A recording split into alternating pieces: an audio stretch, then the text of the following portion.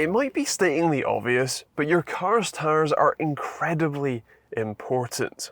They are what connect your car to the road, and without them, you wouldn't be able to not only drive, but to steer or to stop without just running into stuff.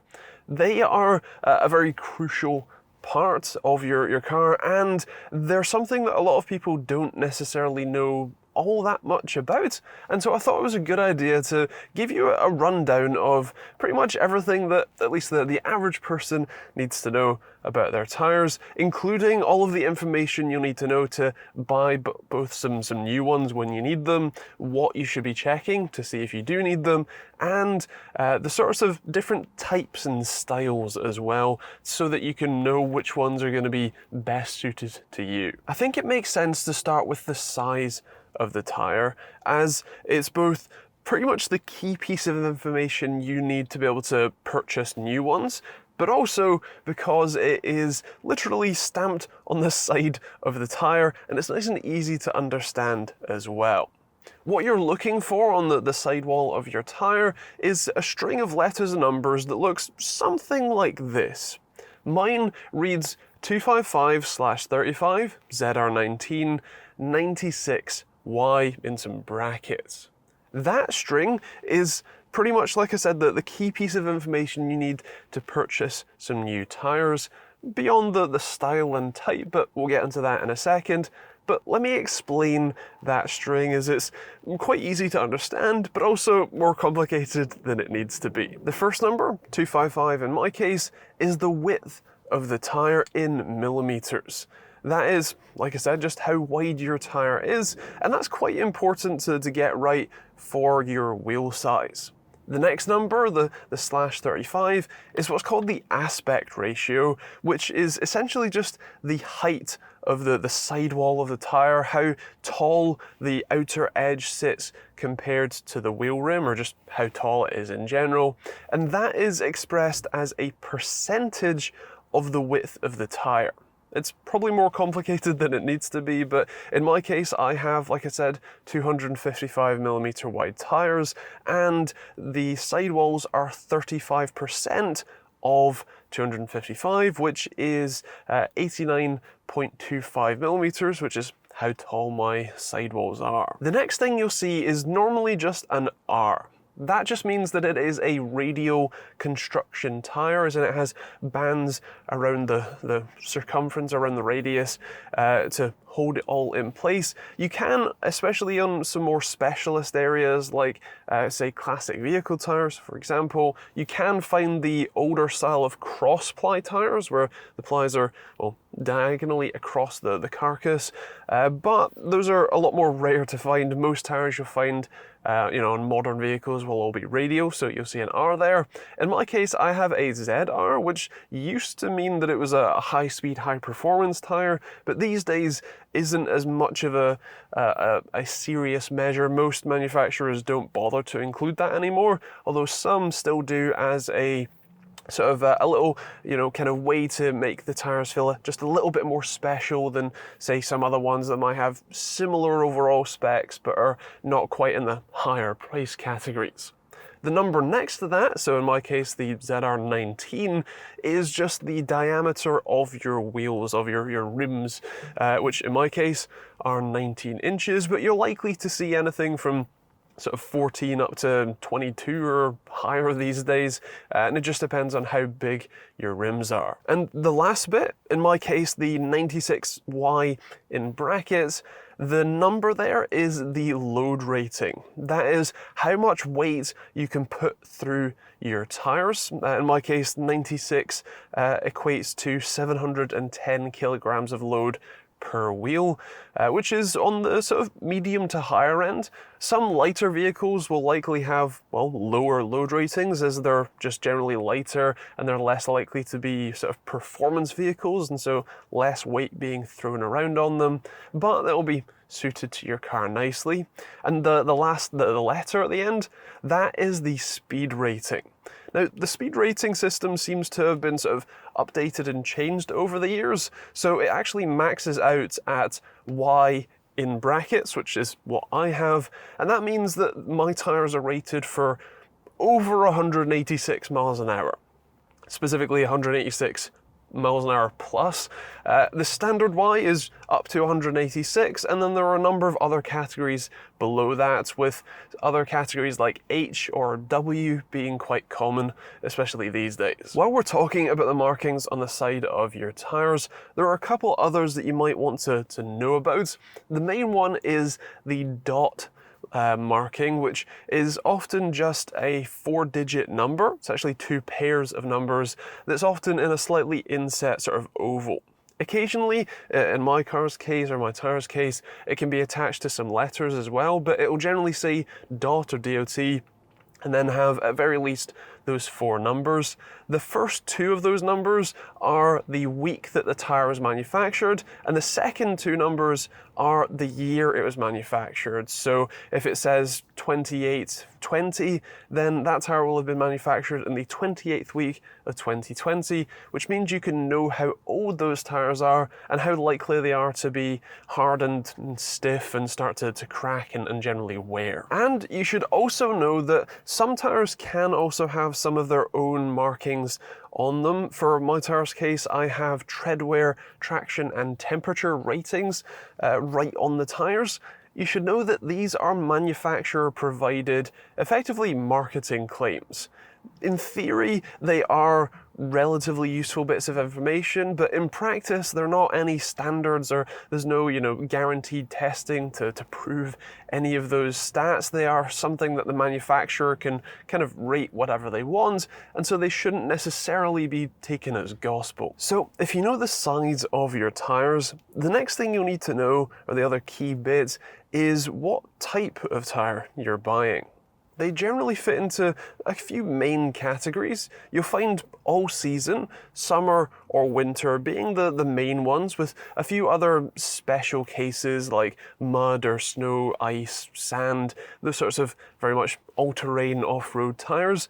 But generally you're going to find ones in those sort of categories, or maybe some of the sort of subdivisions of those categories as well. Somewhat unsurprisingly, all season or all climate tyres generally are designed to work in all seasons.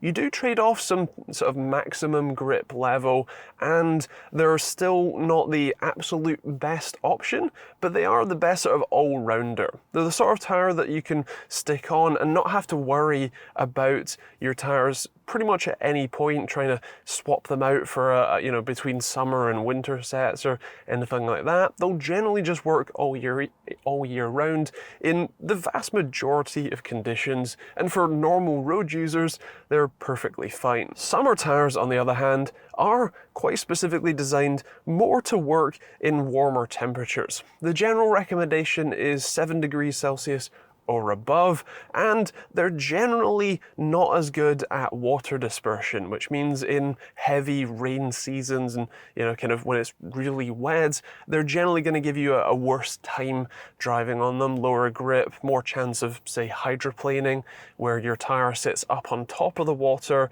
instead of on the ground, meaning you're no longer in contact with the ground, which tends to be a bad time. But they do often give much higher grip levels outright.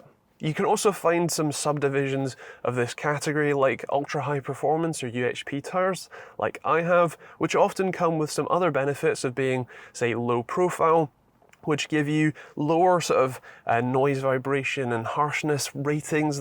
They generally sort of transmit more noise and more of that suspension bump as you get, well, less tire to squish, less air to give that suspension, but they also deflect a lot less side to side as you're steering, giving you improved handling characteristics. Of course, winter tires are the opposite. They're designed to work best at the sort of 7 degrees or below, and they're going to provide an impressive amount of grip even on cold, wet, even snowy, or sometimes even icy conditions. They will generally have a lower overall grip level outright, and will also have a much steeper fall off as the temperature increases, and can also wear down a lot faster in warmer climates.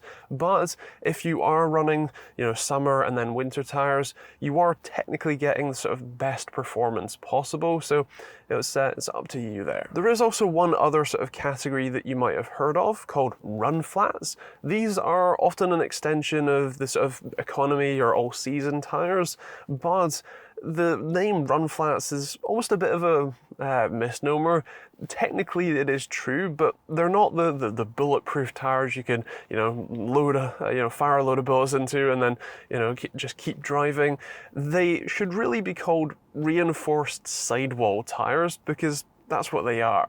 They're designed so that if you get a puncture while driving and all the air leaks out, the sidewall of the tire has been reinforced and is stiff enough to be able to support the car. Normally the rating is 50 miles at 50 miles an hour, and that's enough to, get you home, get you to a garage to get it fixed, get that tire replaced, rather than to just keep driving it for another 50 miles until you fancy getting it sorted. It's generally designed, like I said, to be just allow you to get home rather than to just keep running. So those are the different categories, but what changes between those categories? What makes them actually any different?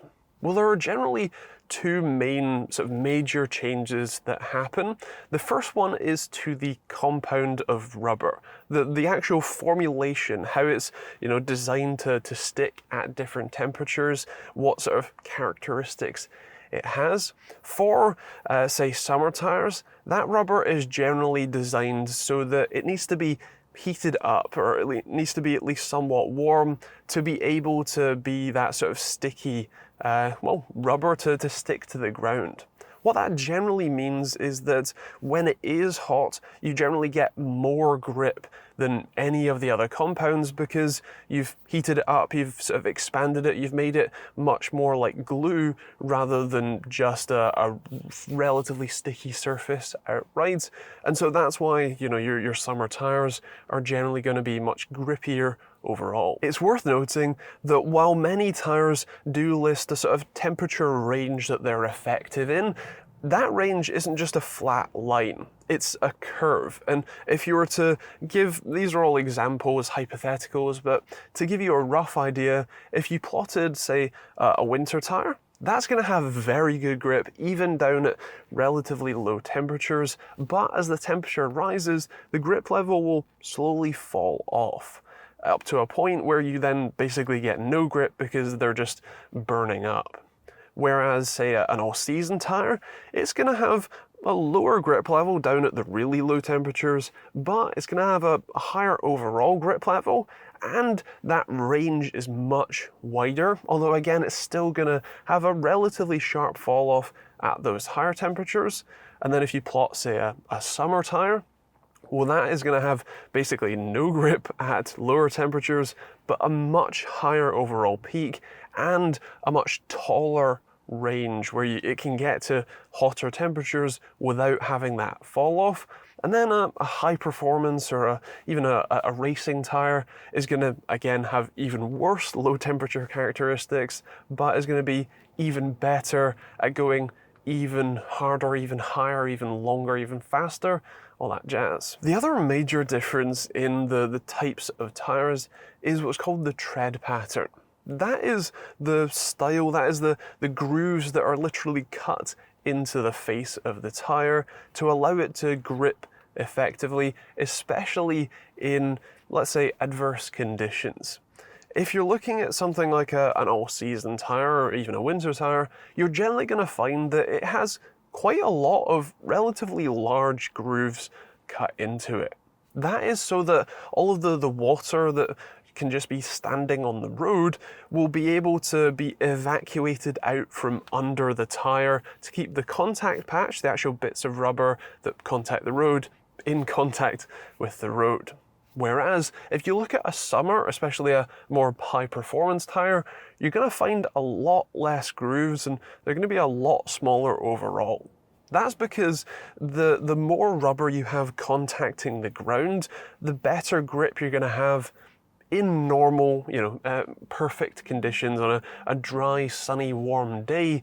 That rubber is going to be able to stick much better when there's just physically more of it. So they generally trade off that sort of large amounts of contact or sort of water evacuation space for more contact patch to be able to grip and just generally have a better time with it. You might also find that things like mud or snow tires actually have more of a sort of, well, block pattern design. That is quite deliberate. It's so that those blocks can not only sort of push down on the sort of loose material and compact it, but also so they can act more like a paddle to push against the sort of loose material and, you know, force it backwards as its form of grip, rather than just relying on the downward force to be able to get that traction and friction to push you forward. On a more conventional tire, the tread that gets cut into the tire has a given depth when new. But your tread depth is something that you should be keeping an eye on as you use your tires and as it wears down. The tread depth in the UK, the minimum requirement is 1.6 millimeters across the center, 3/4 of the tire. And that's rather important to keep an eye on, because if you think about it, those grooves, that tread is there so that it can evacuate water. But as it wears down, you're reducing the volume of water that those treads can handle quite considerably. And that can be a big problem, especially as it gets to the sort of rainier months and you end up having a lot more, say, standing water lying around.